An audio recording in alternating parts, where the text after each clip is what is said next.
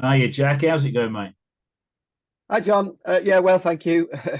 Tiring. We're out there about 4 times a day at the minute, Four so times a but day. Well, really enjoying kind of everybody giving them me their views and opinions and meeting all sorts of people. So tiring, yeah, but but it's great rewarding. fun. Well, I've done it myself, but it is interesting, isn't it? Anyway, we better crack Yeah, on, son.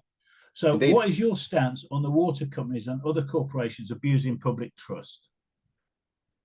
Yeah, good question, John. It is one that we're getting on the doors. So what I wanted to talk about really is what we've done already. I don't think we shout enough about it. So when it comes to the sewage issue, particularly, we have quadrupled inspections. I think that's important. We're going to 10,000 by next April.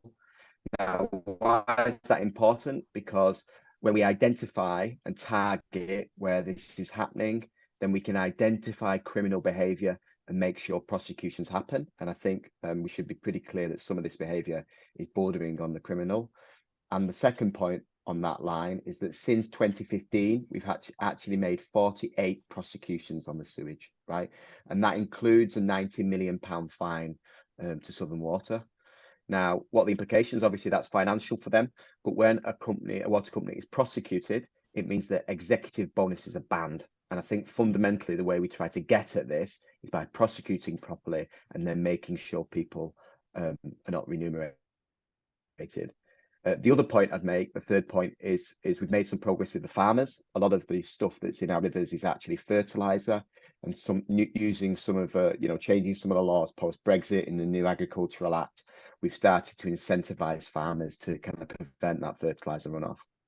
So I think there are three real concrete things that we've done. But I'll be clear, and I remain a bit skeptical and a bit critical of my party nationally, really, that we need to do more. Now, me and you probably disagree on this, but I'm of the centre right. I do, generally speaking, support privatisation. I think if you have this stuff nationalised, then you end up having to compete for the capital you need with schools and hospitals and things. But what I think we've seen too much of with the water companies is where we've privatised the profit, but we've socialised the kind of damage, the risk, and no free marketeer can understand that, can support that system. That's corporatism, that's not free markets. So I would go further, particularly on the prosecutions. So when the prosecuted, bonuses can't be paid, but I would make it such that dividends can't be paid either. And that really would kind of, I think crystallize opinions on these kind of things.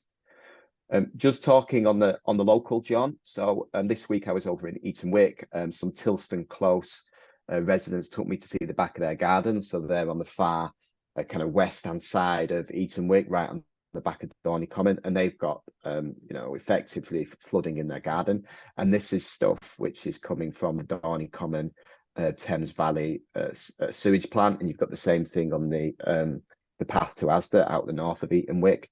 Now, what we need to do is increase the capacity of that station such that we work to zero.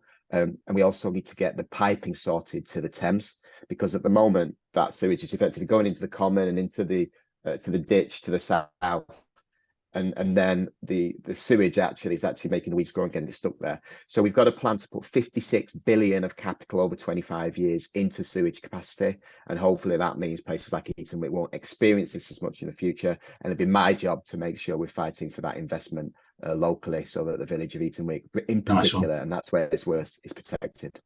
Good on you, Jack. Thanks for answering the question. Talk to you next Thanks, week. John.